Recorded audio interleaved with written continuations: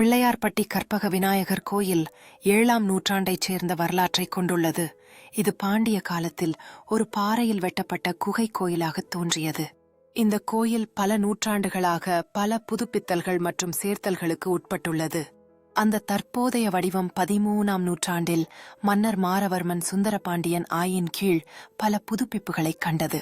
பிரதான தெய்வமான கற்பக விநாயகர் குகைச்சுவரில் நேரடியாக செதுக்கப்பட்ட 6 அடி உயர சிலையாகும்.